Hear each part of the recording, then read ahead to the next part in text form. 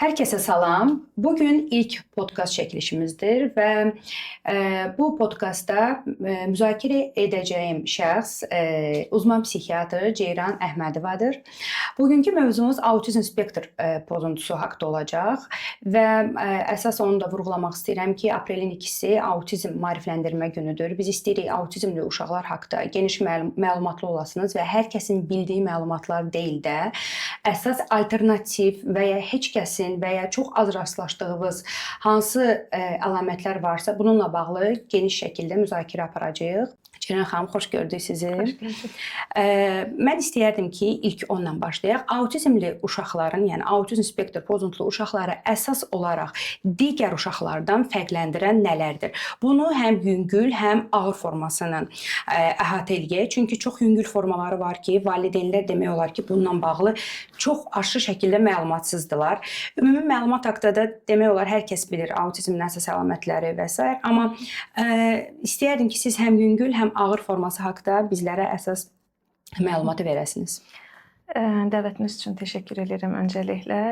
Autizm spektrum pozuntusunun əsas iki başlıq altında əlamətlərini biz dəyərləndiririk. Biri iletişim qurmaqda, ünsiyyət qurmaqdakı problemlər, digəri də otorensel təkrarlayıcı davranışların olması. Təbii ki, indi bunlara çox açıq, geniş yer vermək istəmirəm. Bunu çox ailə artıq bilir. Ancaq bizim üçün önəmli olan ailələr də hər zaman rahatsız edən şey ki, bu uşaq yüngüldürmü, ağırdırmı, yəni gedişat necə olacaq? Burada təbii ki, biz zəkasını, autizmli uşağın zəkası çox önəmlidir. Yəni zəkada bir gerilik varmı yanaşı olaraq? Çünki zəkada gerilik olduğu müddətdə bu uşağın biraz korreksiyası, toparlanması biraz çətin gedir, yavaş gedir. Amma zəkası normal, nitqi daha erkən başlayan uşaqlarda daha yaxşı gedişat görürük, daha yüngül forma görürük və dediyimiz kimi bu yanaşı komorbid xəstəliklər çox önəmlidir autizmin gedişatında. Bəli. Homorbid deyəndə yəqin ki, hər kəs başa düşməlidir yan diaqnoz olaraq. Yəni yan diaqnoz, çünki bir çox hallarda autizm spektr pozuntusu qeyd edəndə hər kəs düşünür ki, spektrdirsə, demək ki, ona dərman müalicəsinə ehtiyacı yoxdur və yalnız terapiyalar kifayət eləyir bunun üçün. Mən istəyirəm doktor, bununla bağlı danışaq ki, autizm spektr pozuntusunda niyə dərman müalicəsinə ehtiyac olur və bizim dərman müalicəsi işimizi sırf reabilitasiya sürəsində çox yaxşı yüngülləşdirir və işimizin gedişatı da sürətlənir. Yönləndirəndə isə valideynlər hər zaman bununla bağlı tərəddüd edirlər ki, axı bütün dünyada deyilir ki, autizm spektr pozuntusunda yalnız təsdiqlənən terapiyadır, reabilitasiyadır, dərman müalicəsinə ehtiyac yoxdur. Mən düşünürəm ki, burada dərman müalicəsinə ehtiyac var və hansı hallarda ehtiyac var, bunu sizdən eşitmək istəyirəm. Belə deyək, o yanaşı xəstəliklər olmasa belə, tək autizmin özündə, məsələn, təsdiqlənmiş dərman qruplarımız var ki, məsələn, antipsikotiklər var ki, bunlar uşaqlarda olan stereotipik davranışları azaltması təsdiqlənib, FDA onaylıdır, yəni. Ona görə, yəni, deyəlim ki, yanaşı heç bir xəstəlik olmayan autizmdə belə onu başlaya bilirik. Yəni ailələr bunun üçün önyarğılı olmamalıdırlar ki, bizim uşağa niyə dərman başlayırsınız, belə antipsikotik, psixotrop dərman niyə başlayırsınız? Yanaşı olaraq da autizm spektrum pozuntusunda diqqət eksikliyi, hiperaktivitə çox rast gəlinir. Zaten gördüyümüz problemlərin çoxu da yanaşı problemlərdir, yanaşı xəstəliklərdən qaynaqlı problemlərdir. Yəni bizim burada başladığımız dərman diqqət eksikliyi, hiperaktivitəni düzəltmək deyil də biraz korreksiya eləmək üçün. Davranış pozuntusu varsa uşaqda yanaşı olaraq onu biraz toparlamaq üçün. Qayğı, təşviş pozuntusu autistik uşaqlarda çox rast gələn problemlərdir.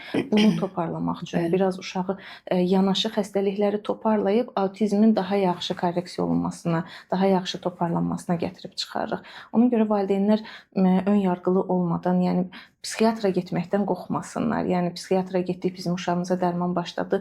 Bu düşüncədən biraz uzaqlaşmaları lazımdır. Mütləq uzaqlaşmaları lazımdır. Məncə artıq bu problem demək olar ki, 70%-ə qədər həll olub. Valideynlər artıq bəli, maariflənirlər, başa düşürlər ki, mən hər zaman deyirəm ki, biz seans sürəsində təsəvvür edin ki, oturmuşuq pasientlə seans keçirik və yaxud da psixopedaqoq, loqoped terapiyaya keçir. Bizim danışdığımız uşaq uşağa demək olar ki, həmin müddətdə 100%lıq informasiyadan 20% uşağa çatır ya çatmır, qalan o 80% havaya gedir. Və hər zaman valideynlərə deyirəm ki, siz çalışın, dərman müalicəsinə başlayın ki, uşaq bizi dinləyə bilsin. Dinləmək üçün uşağın səbri olmalıdır, oturma gözləməsi olmalıdır, diqqət sürəsi artmalıdır. Hətta gəlin baxaq ki, məsələn, autizm spektr pozuntusu yoxdursa belə, diqqət eksikliyi və hiperaktivliyi olan uşaqlar niyə bir çox hallarda ləngiyirlər? Çünki onların o simptomları, deyək ki, impulsiv davranışları, diqqətin yayılması uşağa dinləməyə icazə vermir. Hər zaman deyirəm ki, fikirləşin ki, qulağınızı bağlamısınız və ya siz televizora baxırsınız, mən sizə söhbət eləyirəm. Mən sizinlə söhbət elədiyim halda siz əgər televizora baxırsınızsa, siz mənim dediyim informasiyasının hansısa bir faizini qavrayacaqsınız, hansısınsa qavramayacaqsınız. Və təsəvvür edin ki, sizin həm maddi baxımdan geri salır, həm zamanınızı alır. Çünki zamanında müdaxilə mütləq şəkildə vacibdir. Bəli. Doktor, hansı yaş hiperaktivlik üçün, həm də autizm üçün zamanında müdaxilə çox vacibdir. Ümumiyyətlə neyroinkişaf pozuntularında hər şey erkən yaşdan başlayır. Erkən yaş dedikdə doktor, autizm spektr pozuntusu hansı yaşda ən ağır forması belə ən kiçik yaşlarda, hətta ilk 6 ayında, 8 ayında demək olar ki, görünür. Ümumiyyətlə hansı aylarında görünməyə başlayır və reabilitasiya sürəsini siz nə vaxtdan başlanmasından tövsiyə edirsiniz? Belə deyək də, yəni uşaq doğulandan zaten valideyn fərqinə vara bilər. Bu adətən ilk uşaq olan valideynlər çox fərqinə varmır. Amma əgər uşaq ikincidirsə, birinci ilə müqayisə eləyə bilir valideyn daha çox ki, bu uşaq sanki biraz geri qalır falan. Doğulandan zaten özünü göstərir. Yəni 40-ı çıxdı uşağın 2-3 aylığında belə o valideynə baxıb gülümsəməsidir, qoxuldamasıdır. Bunların olmaması belə əslində şübhələndirməsi lazımdır. Yəni sonrasında aqlama dönəmində gəldiyimizdə uşaqda aqlama, o babıldamalar, səslər çıxardırmı? Ba, ma. Sonra o 6-9 aylıq dönəmdə bu babıldamaların təkrarlanması. Bəli. Məsələn, valideyn bunu söz olaraq düşünür. Hə, deyir baba dedi, deyir o babıldama dönəmində. Yəni o hər dildə əslində eyni şəkildə babıldayır uşaqlar. Amerikadakı uşaq da baba deyir. Amma valideyn bəzən soruşduğumuz uşaq nə vaxt danışmağa başladı? Doktor o danışırdı, sonra nitqi gerilədi. Əslində valideyn həqiqətən ola bilər ki, müəyyən normal inkişaf gedib, dezinteqrativ pozuntu dediyimiz, yəni sonradan geriyə getməsi ola bilər. Amma çox vaxtı məsələn autizmin özünün əlamətlərini göstərdiyi dönəmdə valideyn onda fərqinə varır. Deyəlim ki, yaş yarımlıq dönəmdə. Amma biz köhnə videolarına baxsaq, orada da görərik ki, bu uşaq əslində doğulan gündən fərqliliyi var, yəni riskli bəbəkdir. Sadəcə valideyn fərqində olmuyor, bəli, çox olur ki, ona görə yəni uşağın daha öncəsindən deyəlim ki, yaş yarımında gəldi, valideyn fərqinə varıbdı, bir fərqlilik hiss eləyibdi. Nə qədər erkən, o qədər reabilitasiyaya başlamaq lazımdır. Yəni hansı yaşda fərqinə varıldı daha erkən, o yaşda reabilitasiyaya başlamasında fayda var. Doktor, qeyd elədiniz ki, dezinteqrativ pozuntu bu çox hallarda biz də çox rastlaşırıq. Valideyn gəlir, deyir ki, baxın, uşağımın 1 yaşında reaksiyaları. Məsələn, çox yaxşı oynayır, əylənir, reaksiyaları var. Yəni doğrudan da valideynin dediyi qədərində uşağın inkişafı gedib. Hardasa ortalama 1 yaş 4 ayından mı, 1 yaş 6 ayından mı başlayır uşaqda sanki autizm əlamətləri gözlə görüləcək səviyyədə sürətlə artmağa, söz ehtiyatı düşür və uşaq başlayır öz dünyasından qapılmağa və zamanla gün-gündən ağırlaşır. Bununla bağlı istəyərdim məlumat verəsiniz ki, bax, valideynlər də bunun fərqində olsun ki, bu əlamətlər 1 yaş 6 ayında başlayır da. Ondan əvvəl hansı əlamətlər var idi mi? Valideynlər bunun fərqində ola bilərmi? Maariflənsinlər ki, məsələn, bu əlamətlər varsa, biz onu zamanında müdaxilə eləyək ki, 1 yaş 6 ayında artıq bu sürətlə reqres getməsin burada. İnteqrativ pozuntuda çox belə fərqinə varmaya bilər ailə. Zaten onun da gedişatı biraz sonradan o geriləyən uşaqlarda gedişat biraz ağır olur. Məsələn, daha öncə başlayan, tutaq ki, doğulandan autizm əlamətləri göstərən bir uşağın gedişatı daha yaxşı ola bilər. Amma dezinteqrativ pozuntu dediyimiz daha geriləyən uşaqda daha ağır gedişat ola bilər. Bu nə ilə əlaqəlidir, doktor? Yəni onun genetik ola bilər, nevrolojik hər hansı bir problem ola bilər. Yəni daha öncəsində bu zaten autizmin içində idi də təsnifatda, nə desəm, sonradan onu çıxardıb autizm spektrum pozuntusu olaraq şey elədilər. Yəni genetik xəstəliklər fonunda da yarana bilir. bilir. Hər hansı dediyim kimi nevroloji xəstəliklər fonunda, metabolik xəstəliklər fonunda, yəni hər şey Məncə də daha çox metabolik da şey eləyə bilir, yarana bilir. Metabolik deyəndə nə indi nəzərdə tutacağam? Yəqin ki, siz də çox rastlaşırsınız. Qurd təmizləyirlər, mədə-bağırsaq təmizləməsinə məşğuldurlar Azərbaycanda və ən pis olanı da odur ki, söz verirlər valideynlərə ki, biz sizin uşağınızı sağaldacağıq, sizin uşağınıza səhv diaqnoz qoyulub və valideynin də bu sözdən xoşu gəlir. Sizin uşağınıza səhv diaqnoz qoyulub. Əsas odur ki, onun qarşısından bəli, autizm spektr pozuntusu silinsin, amma burada uşağın gedişatı var, gələcəyi var, onun inkişafı var, cəmiyyətə qarışması var. Zaman keçəcək, artıq bunları vaxt itirəndən sonra korreksiya eləmək olmayacaq. Biz bunlar haqqında məlumat verəndə, axı bizim işimiz budur. Sizin işiniz pasiyenti qəbul eləmək, bizim işimiz onu davam eləmək, reabilitasiyasına məşğul olmaq. Hətta biz bu haqqında məlumat verəndə deyirlər ki, el istəyirlər ki, öz işləri getsin. Ona görə də belə məlumat verirlər. Artıq 13 yaşında, 14 yaşında o uşağı heç cür bərpa eləmək mümkün olmur. Bu metabolik proseslə bağlıdırmı bu mədə-bağırsaq yumaq məsələləri? Yox, çox. Yəni onlar biraz mənə görə də, yəni tibbə görə də tibb əsası olmayan metodlardır və bu təsdiqlənməmiş bir şeylərdir. Bəzən deyirsən ki, bu təsdiqlənməyib, deyir PubMed-də hər hansı bir məqalə var. Yəni mən o məqaləni görmüşdüm, olması önəmli deyil.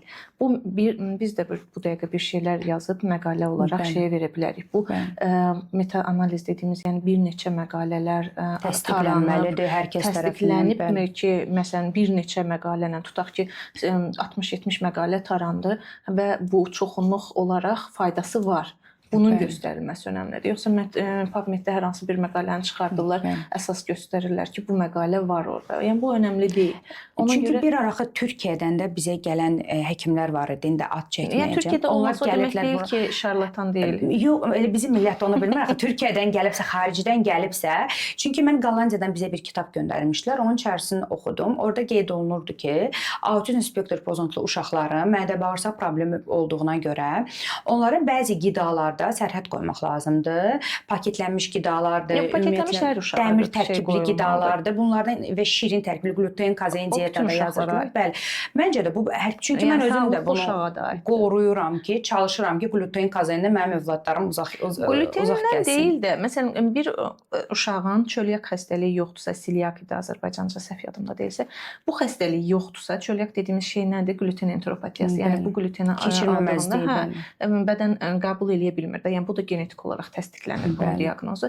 Yəni məsələn uşaq çörək yedi deyəlim ki, ishal oldu, mədə-bağırsağında qaz oldu və ya digər qəbizlik oldu. Yəni metabolik qidalanmasında mədə-bağırsaq sistemində bir problem yaşadı. Yəni hər yediyində də bu taxıl bitkiləri, nə bilim glutenli qidaları yediyində hər dəfəsində eyni klinikanı göstərir. O zaman şübhələnə bilərsən ki, bu uşaqda. Onu da zaten inkişafında bu ishala bağlı falan bu uşağın inkişaf geriliyi olur bədənsel fiziki olaraq belə. Yəni bunun autizmlə heç bir əlaqəsi yoxdur. Autizmlə heç bir əlaqəsi yoxdur. Autizmlə uşaqda da siliakiya ola bilər, yəni çölyak xəstəliyi ola bilər. Bunun da gluten bütün uşaqlar kimi onların da bu problemləri ola bilər. Yəni bir autizmlə uşağın qidalanmasında heç bir problem yoxdursa, tutaq ki, hər hansı bir metabolik bir xəstəliyi yoxdur. Məsələn, fenilketonuri xəstələr var ki, məsələn metabolik xəstəliklərdən orada qidalanmada xüsusi pəhriz tətbiq olunur. Yəni bu yoxdursa uşaqda və ya gluten enteropatisi yoxdursa, yəni çörəkdən kəsim, hər hansı qidanı verməyin bu uşağa, bu yəni uşağı şəkəri daha tamamilə də kəsmək olmaz, amma fruktozla dozu əvəz eləmək daha geriyə salan bir şeydir. Çünki zaten autistik uşağın yemək seçiciliyi var. Yəni bir də bunu yemək seçiciliyinin uşağı daha çox şiddətləndirir, aqressiyasını artırır. Bir dənə türk bilmirəm o həkimdir, deyil, bir mərkəzdə öz üçün uşaqları belə şey eləyir. Azərbaycanda götürür uşağı bir həftəlik, mən uşağı sənin bu qidanı yedizdirəcəm. Uşağın autistik uşağı götürür bir həftə əsir kimi saxlayır uşağı, eyni yeməyi verir, məcbur eləyir. O da olur ki, uşaq yedi o yeməyi. Uşağın bəs psixologiyası, valideynlər bir çox hallarda burada düşünürlər ki, biznes xatirinə bizlər danışırıq, amma əslində başa düşməlidir ki, biznes xatirinə eləyənləri heç görmürlər. Amma doğrudan da işinin deyək ki, peşəsinin ustası olan şəxslərə müraciət eləyəndə bir tərəddüdlə müraciət eləyirlər ki, burada spektr, məsələn, doktor, onu da qeyd eləmək istəyirəm. Məsələn, biz klinik psixoloqlar təlimlər keçirik və təlimlər əsnasında bizim təbii ki, test eləmə ixtiyarımız var. Bunu mən nəyə əsaslanaraq deyirəm? Mən də təbii ki, təhsil aldığım müddətcə bizə də deyək ki, pasientlər verilirdi.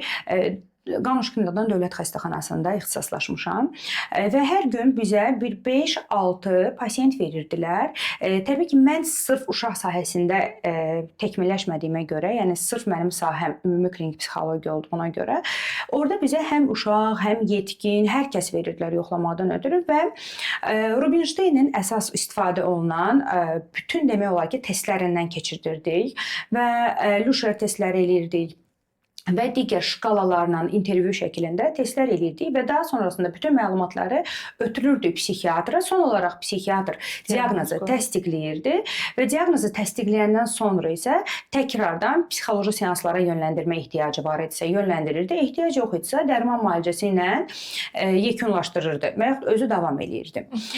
Onu qeyd eləmək istəyirəm ki, klinik psixoloqlar hal-hazırda GÖBDO və ya digər autizm spektr pozuntusuna xas olan testləri keçirdirlər. Və biz onu keçirdiyimiz halda orada əlamətlər müşahidə olunur. Qeyd edirik ki, əziz ana, sizin uşağınızda bu əlamətlər müşahidə olunur və biz buna göz bağlaya bilmərik. Çünki siz bizim yanımıza gəlmişsiniz ki, mənim uşağıma nitqi ləngiyibdir. Nitq ləngiməsi bizim üçün ən balaca problemdir. Nitqin ləngiməsi nə var ki, korreksiya eləməyə? Əgər orada autizm spektr pozuntusu və ya yan diaqnozları biz müşahidə eləyiriksə, o məlumatlar testin içində var. Məlumatlar verilir. Onsuz da bizim blankımız yox, bizim hər hansı bir piçətimiz yoxdur ki, biz deyək ki, harasa biz piçət vurduq və təsdiqlədik, verdik ki, bəli, diaqnozu təsdiqlədik. Heç buna ixtiyar deməyək də, buna heç bizim xüsusi bir zavallı nə zamanımız yoxdur, biz savadlı mütəxəssislər işini bildiyinə görə heç vaxt bu səhv eləməzlər. Bunu eləyən şəxslər daha çox işini bilməyən, peşəsindən razı olmayan və Azərbaycanda bilirsiniz ki, sayı yoxdur psixoloq olmayıb işləyənlərin. Yəni hətta deyərdim ki, bu biraz biabırçılıqdır həqiqətən. Yəni bunu bir əl atılması lazımdır deyə düşünürəm. Mütləq əl atılması lazımdır, amma hələ ki heç kim əl atmır. Çünki yəni 3-5 gün psixologiya kursunu keçməklə psixoloq olunur və klinik psixoloq olaraq çalışmağa başlayır. Klinik psixoloq olan insan xəstə ilə işləməsi lazımdır. Yəni ondan sonra məktəbdə hər hansı bir psixolojik danışmanlıq falan buna okey eləyə bilərsən, amma sırf diaqnostik olaraq dəyərləndirmədir, psixolojik olaraq. Yəni bilmirəm, biraz çox gözdən niyə bu qədər ucuzlaşdırıblar bu sahəni? Nəzarət çox zəifdir. Nəzarət çox zəifdir. Bəs ona görə də məsələn deyəndə ki, psixoloqa deyir ki, ehtiyac yoxdur da psixoloqa. Bir də şeylə danışır, düşünür valideynlər. Məsələn, indi mən özüm də məsələn psixoloqlara çox hörmətim var. Təbii ki, psixoloqlarla işləyirik deyən biz ayrılmaz bir parçayıq, yəni bir-birimizlə əlaqəli işləməliyik də. Məsələn, deyirsən ki, məsələn bu uşağa psixoterapiya lazımdır. Təbii ki, həkimlərdən də var psixoterapiya keçən falan. Yəni mən keçmədiyimə görə psixoloqa və ya psixoterapiya ilə məşğul olan həkimlərə yönləndirirəm. Məsələn, deyəndə ki, getməlidir terapiyaya, nə eləyəcəyə danışacaq, o danışma biz də danışırıq da. Yəni düşünür ki, onun danışdığı hər hansı bir qonşu xalanın danışdığı eynidir. Psixoloqla eynidir. Yəni adamın o qədər heyfi gəlir çəkdiyi əziyyətə, aldığı təhsilə. Bu əslində çox geniş danışılacaq bir mövzudur, amma bunu nə qədər danışsaq da bizə ancaq düşünürəm ki, savadlı şəxslər anlayır və abstrakt düşünə bilən insan anlayır. Savad da kifayət eləmir. İstəyirəm ki, yadımdan çıxmamış. Məsələn, o dediniz bayaq ki, autizmli uşaq məsələn gəldi, autizmli şübhələnir, şeyləri. Yəni burada da yenə də məncə bir psixiatrın, həkimin görməsi lazımdır. Çünki bəzən olur ki, uşaqda dəridə bir ləkənin belə olması, qəhvəyi ləkənin belə olması, bir neçə qəhvəyi ləkənin kafolit ləkələr deyirik. Yəni bunun olması belə hər hansı bir metabolik və ya nevrolojik neuroktonoz xəstəliklərin başlanğıcı ola bilər. Yəni ona görə dismorfik görüntü ola bilər. Məsələn, bunu bir psixoloq tutaq ki, görməyə bilər, amma psixiatr... Orada, doktor, çox az əlamət olanda belə qeyd olunur ki, autizm spektr pozuntusu əlamətləri ola bilər, sual altındadır.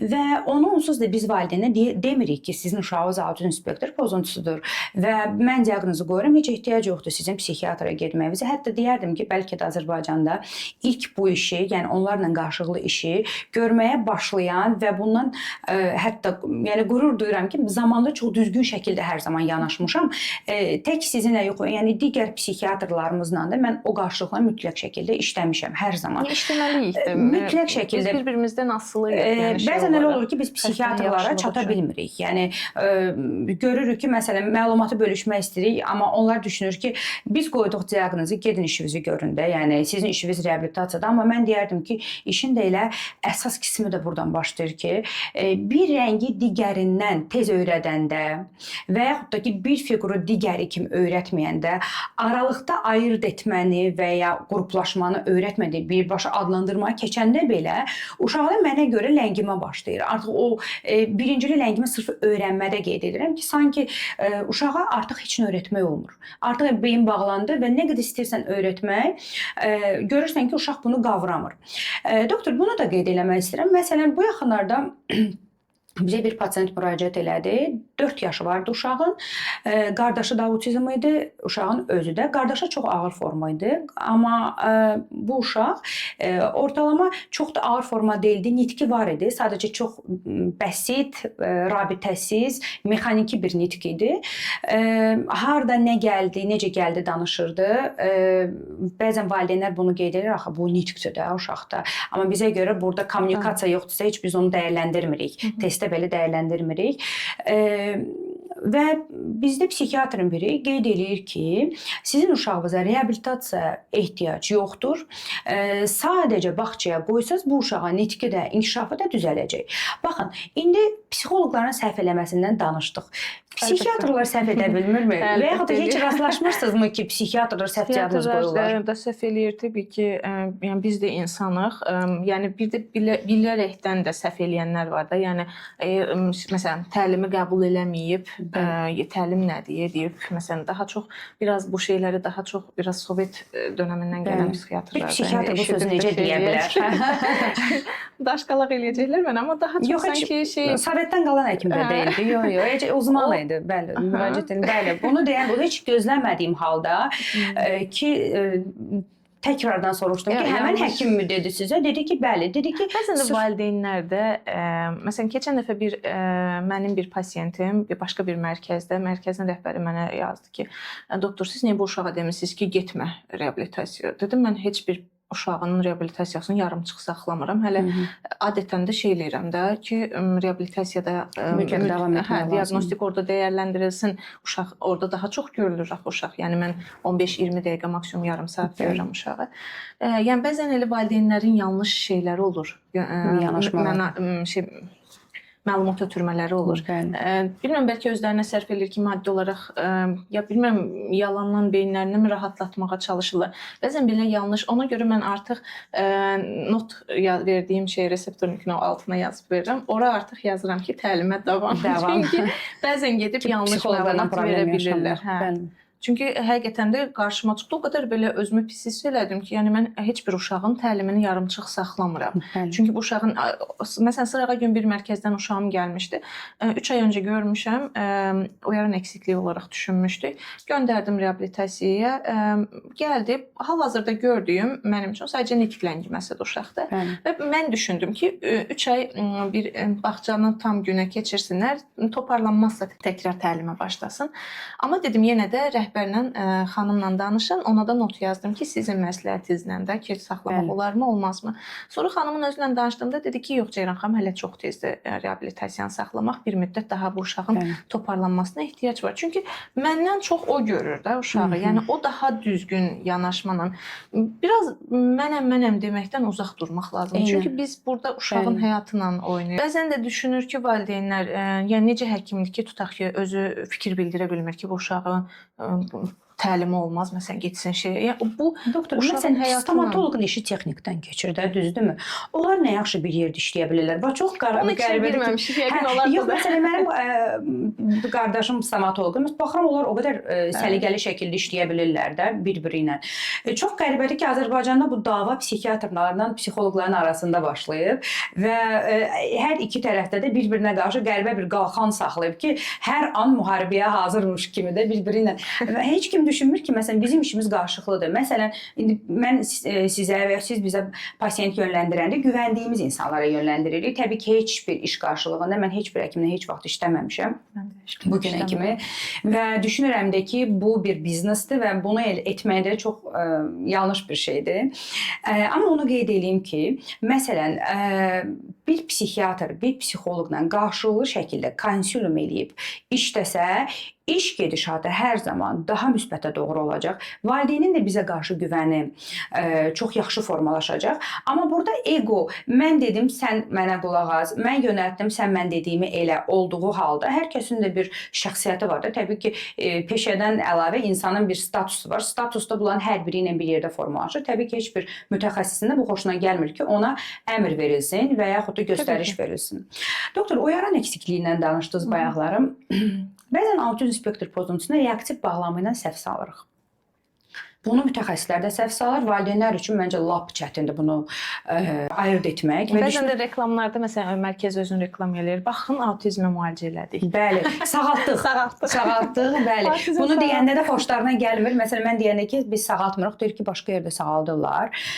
Hətta bilirsiniz də, o aparatlardan falan da maksimum istifadə edir. İndi biz aparat deyəcəyik, bir çox mərkəzlər istifadə edir bunu. Düşmən sayartırıq. Mənim məsələn hörmətim olan psixoloqlarımız var ki, mərkəz sahibləri var ki, yəni münasibətimiz var, amma eləyirlər. Amma bu mən valideynlərə də deyirəm ki, yəni təsdiq olunmuş bir metod deyil. Deyil. Əziz valideynlər, təsdiq olunmuş bir metod deyil. Uşağınıza bu aparatları taxmaq əvəzinə düzgün şəkildə reabilitasiya və dərman müalicəsinə yönəldin. Reaktiv bağlanmanın autizmlə fərqləndirən tərəfləri nələrdir, doktor? İlk başda reaktiv bağlanmanla uyaran eksikliyi deyək ki, insanlar daha rahat başa düşsün. Autizmin yəni heç ayıra bilmədiyimiz durumlar ola bilər. Doktor, uyaran eksikliyi də açardınız ki, valideynlər bizi tam anlasın. Uyaran eksikliyi dediyimiz valideynin uşaqla çox məşğul olmaması, psixoemosional uzaqlaşması. Bəzən bu valideyndə məsələn doğum sonrası depressiyalar falan ola bilər, ondan qaynaqlı ola bilər. Və ya valideyn uşaq da televizordan çox şey öyrənsin, bir neçə dil öyrənsin deyib bizdə bu dəqiqə daha çox o düşünülür ki, nə qədər öyrəndi də dili onun sayəsində. Müxtəlif dillərdə də qoyurlar uşağın doğulandan ekranın qarşısına. Yəni çox zaman ekran məruziyyətinə bağlı və valideynin uşaqla məşğul olmamasına bağlı yarana bilər. Bağların zəif olması, yəni uyaran eksikliğine səbəb ola bilər. O valideynlik şeyinə mi hazır deyil, o vəzifəyə mi hazır deyil? Bəlkə də fərqində deyil, necə eləmək lazımdır. Bəlkə fərqində deyil. Bəlkə dediyim kimi, məsələn, doğumdan sonra doğum depressiyonlar çox rast gəlinir. Yəni bundan qaynaqlı ola bilər. Autizmə nə kimi bənzəyir? Məsələn, autizm eyni autizm tablosu kimi göstərə bilər özün, eyni. Çünki ayrım eləyə bilmirik bəzən. Onda belə, məsələn, mən özüm hər ikisini sual işarəsindən qoyub valideynə də bildirirəm ki, bu həm uyaran eksikliyi ola bilər, həm da riskli bebek olaraq dəyərləndirib təlimə yönləndirirəm və valideynə də bildirirəm ki, 3 ay intensiv təlim, intensiv təlimdən sonra çox gözəl geri dönüş olarsa demək ki, reaktiv bağlanmadır. Bəli, reaktiv bağlanmada da əziz valideynlər çox vaxt deyirsiniz ki, autizm spektr pozuntusudur və getdi, çox yaxşı nəticə əldə elədi. Burada reaktiv bağlanmadan söhbət gedir. Reaktiv bağlanmada o dediyiniz autizm sağalır deyə sualın verirsiniz. Orada bəli, gözəl demək olar ki, nəticələr olur və demək olar ki, heç bir əlamətlər də qalmır və uşağı digər uşaqlardan fərqləndirən heç bir simptomlarda müşahidə eləmirsiniz. Və məsələn biz Türkiyədə uşaqlara 6 yaşa qədər məsələn 1 illik rapor verirdik. Hər dəfəsində autizm üçün 1 illik rapor verirdik ki, təlimlərə getsinlər. Orada çoxusunu həftədə 2 saat falan dövlət qarşılayırdı o vaxtda. Yəni bizdə hoca icazə vermirdi daha uzun müddətdə verməyə. Çünki hər dəfəsində hər 1 il sonrasında, təlim sonrasında uşağın dəyərləndirilməsi lazımdır. Ki bu uşaq autizmi diaqnostik olaraq diaqnoz qoyulacaq şeyləri varmı, yoxsa diaqnoz qaldırıla bilərmi? Yəni çünki bəzən bu da valideynlərin ən çox verdiyi suallardan biri olur ki, doktor bu uşağın gələcəyi necə olacaq, düzələcəkmi? Bəzən həqiqətən də autizmin özünün belə, yəni autizmli uşaq, amma gəlir reabilitasiyalar nəticəsində çox gözəl nəticələr əldə edir. 8 yaşında, bəlkə ərgənlik dövründə artıq diaqnozu qarşılamır da, yəni heç bir diaqnostik şeyi qalmır, əlaməti qalmır. Bəs hansı orada əsas əlamət qalır ki, o uşaq tam çıxmır axı spektrdən? Hansı əlamətlər qalır? İndi mən istəyirəm səninlə bunu müzakirə eləyək. Çünki ən çox rastlaşdığım və rast ən çox işlədiyim uşaqlar da bu problemdən əziyyət çəkirlər ki, valideynlər gəlirlər, deyirlər ki, məsələn, mənim uşağımın 8 yaşı var, 11 yaşı var və ya artıq yeniyetmədir, 14 yaşı var. Apardıq həkimə və biz onun fikrinə razı deyilik. Bizim uşağımız bu günə kimi vaxtında danışır, vaxtında yeriyib, məktəb birincisidir, performans IQ-su, sosial IQ-su hər biri aşırı şəkildə yüksəkdir. İndi bu uşağın xarakteri də atası da bu cürdür, zarafat götürmür, qırmızı uşaqdır sözü düzə deyir, heç bir uşağın sözünü, zarafatını götürmür. Hətta belə olduğu halda çox kobud şəkildə cavab verir və deyir ki, hələ çatana da qoyursunuz bu autizm diaqnozu. Mən deyəndə ki, burada hətta çox adam var ki, qohmaq rəbəmdə indi baxıram ki, bunların autizm spektr pozuntusuna əziyyət çəkirmiş, bu adam DHB-ymiş, amma hələ ki biz bu qədər müddət ərzində bunu tuta bilməmişik və biz bunu xarakter olaraq dəyərləndirmişik. İndi bu 13 yaşa qədər hər təlimi keçir, reabilitasiyası idealinə gedir və hər tərəfli yaxşı nəticə əldə edir bu uşaq. Artıq siz dediyiniz kimi bu əlamətlər demək olar ki, müşahidə olunmur. Qeyd eləmək istəyirəm ki, siz özünüz artıq 13 yaşında uşaq müraciət edəndə hansı əlamətləri qabarıq da olmasa çox səthi şəkildə müşahidə edirsiniz? Bu biraz emosional kütlük deyək də, empati qurmaqdakı, emosiyalarını idarə eləməkdəki çətinlik, danışanda robot kimi danışması, robotik danışır, mexanik danışır da, yəni duyğu qatmadan, emosiya qatmadan içinə danışır. Valideyndən soruşursan ki, bu hər zaman mı belə danışır robot kimi? Hə, hər zaman belə danışır və məsələn o uşaq dostlarla münasibəti necə? Doktor dostu yoxdur, elə ancaq özü tək başına fırlanır. Uşaqlarla çox anlaşa bilmir. Məsələn, o uşaq məcazi mənanı başa düşürmü soruşduğunda, zarafatı anlayırmı soruşduğunda, artıq görürsən ki, bu uşaq heç bir zarafatı anlamır, məcazi mənaları anlamaqda çətinlik çəkir. Hətta deyir ki, o qədər yaxşı disiplinli uşaqdır ki, hər şey bilə-bir. Bu uşağa söz deməyə ehtiyac yoxdur da, disiplin necə lazımdır var bu uşaqda. Görürsünüz, bəzən disiplin də hansısa bir diaqnozun göstəricisi ola bilər bizim üçün. Takıntı şəklində disiplinli uşaqlar olurlar. Hamı məsələn yanlış olan davranışlar eləyir, fərqli maddələrdən istifadə edir, amma bu uşağın heç ona meyli yoxdur da. Yəni o qədər disiplinlidir ki, məktəbə, məktəbdən evə, birdən də pis uşaqla dostluq eləmir. Ümumiyyətlə doktor, baxın, bu uşaqların gələcək həyatı necə olur? Bunu deyim yadımdan çıxmadan. Bu təbii ki, bu autizm spektrum pozuntusundan çıxma halı, tanınan diaqnozu artıq qaldırdığımız vaxtda, bu daha çox dediyim, yəni zəkası yaxşı olan autistik uşaqlar. Yüksək funksionallı autistik uşaqlar. Yəni bunlarda da fərqindəlik çox olur, içgörü dediyimiz şey çox olur. Məsələn, mən niyə iki dostum zarafat eləyəndə onu başa düşmürəm? Bu düşüncə bəzən uşağı içinə qapanmağa gətirir, çıxardır. Mən niyə fərqliyəm? Mən niyə o uşaqlar kimi deyiləm? O uşaqlar kimi ola bilmirəm? Mənim nəyim çatmır, nəyim əksikdir falan davamlı bir sorğulurlar özlərini. Və bu depressiyona gətirir, çıxardır. Mən hər zaman valideynlərə deyirəm, məsələn, gəldi 10 yaşında uşağa diaqnoz qoydum. İlk dəfə mən qoyuram, valideyn deyir, yəni bunu indi neyini reabilitasiya yaparaq? Hə, reabilitasiyasıq bir problemi yoxdur, reabilitasiyaya ehtiyacı yoxdur, amma valideynə onu deyirəm ki, bu uşağı nəzarətdə saxlayın. Özünə qapanmalar ola bilər. İçinə qapanma, depressionlar gətirir.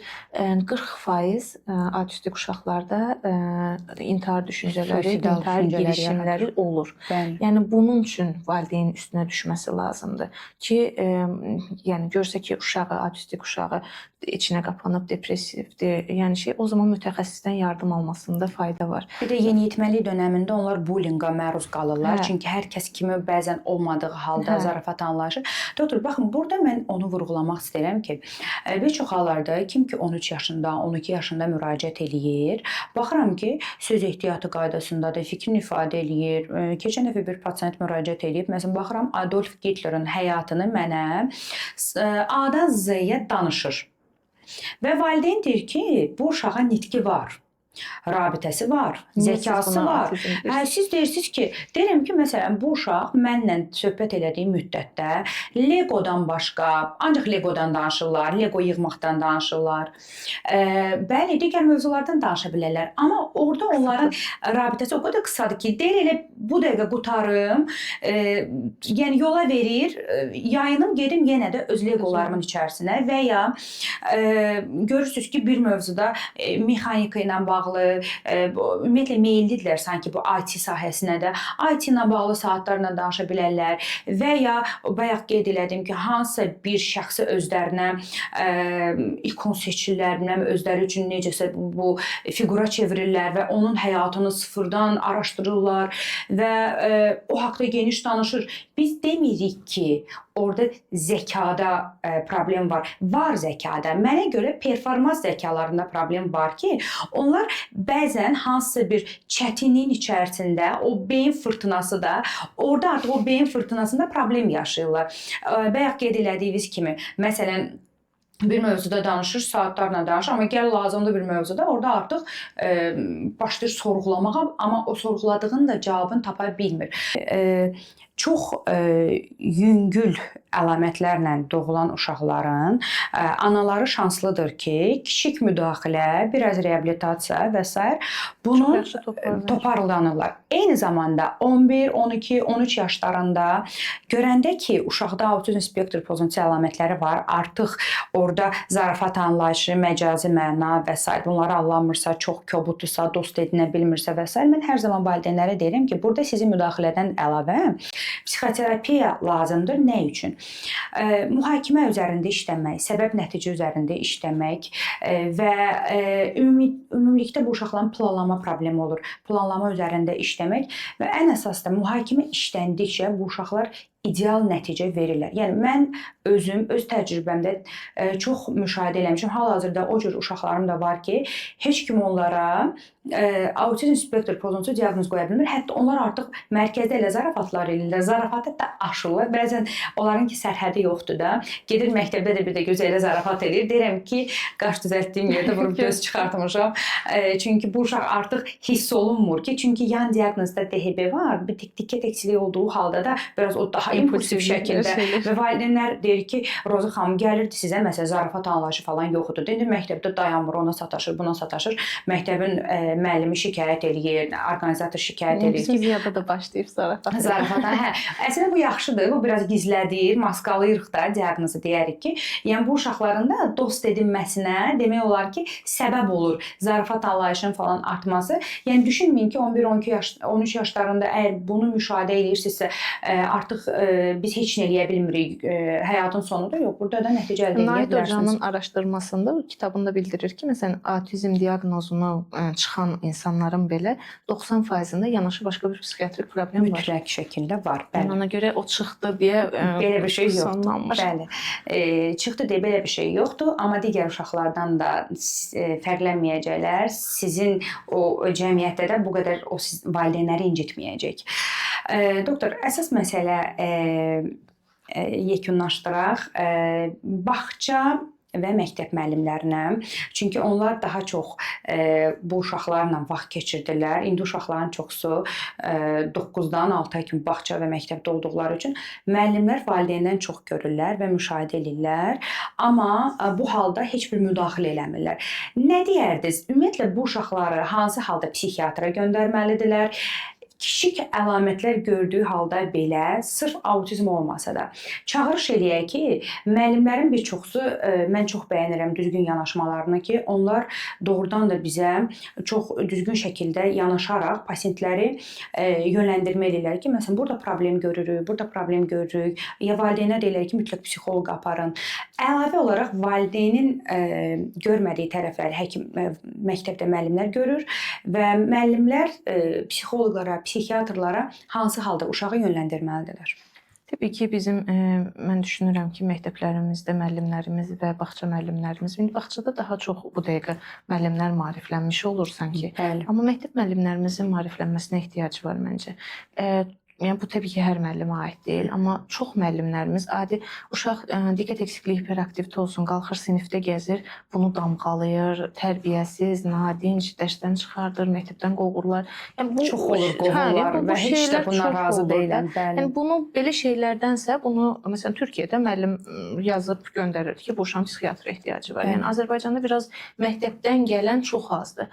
Bu gələnlər də genəldə özəl liseylərdən falan, çünki orada psixologları var, bilməm nə. Ona görə gəlirlər. Dövlət məktəblərimizin xəbəri yoxdur psixiatriyadan.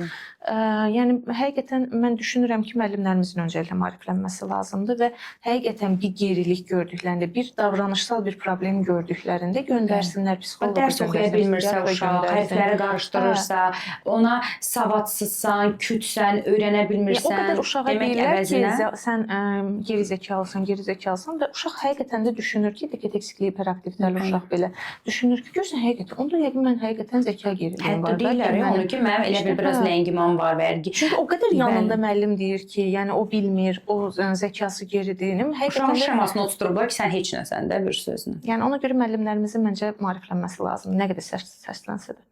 Belə. Çox sağ olun Ceyran xanım. Bu gün həm çox ətraflı danışdıq. Sizlə saatlarla danışa bilərəm. Çünki düşünürəm ki, bu çox geniş bir mövzudur. Çox cəmiyyətin maariflənəcəyi bir mövzudur. Hədsiz şəkildə autism spektr pozuntulu uşaqlar bu günlərim artıb və bu deməkdir ki, onlar bizim gələcəyimizdir və sosiumda bu günlərin biz 4-dən 8-dən bir insanla rastlaşırıq ki, onlarda autism spektr pozuntusu var və onları cəmiyyətə inteqrasiya eləməkdən ötürü, cəmiyyətə qazandırmaqdan ötürü, hər hansı bir peşə yiyəsi olmasından ötürü valideynlərin mütləq maariflənməsi vacibdir. Təşəkkür edirəm ətraflı məlumat üçün. Çox sağ olun. Düşünürəm ki, bir də hansı bir mövzunu sizinlə geniş şəkildə müzakirə eləyərik. Çox sağ olun. Əziz valideynlər, düşünürəm ki, bugünkü mövzumuz çox maraqlı oldu. Mənim özüm üçün çox maraqlı oldu. Çünki siz bu mövzunu sıradan bir insanlardan izləmədiniz, 1 il, 2 il təhsil almış insanlardan izləmədiniz. Siz bu mövzunu həm pediatriya rezidenturası almış, həm Türkiyədə uzmanlıq almış, yəni sizi, uşağınızı hər tərəfli əhatə edən bir şəxs tərəfindən dinlədiniz. Çox sağ olun. Mən klinik psixoloq Roza Kazımlı təkrardan sizinlə hansısa bir mövzunu müzakirə eləyəcəm. Çox istəyirəm ki, sizlər də bizim videoların altına sizə maraqlı olan mövzuları qeyd eləyəsiniz ki, sizlərə də maraqlı olan mövzular bu podkastlarda müzakirə olunsun. Görüşənədək.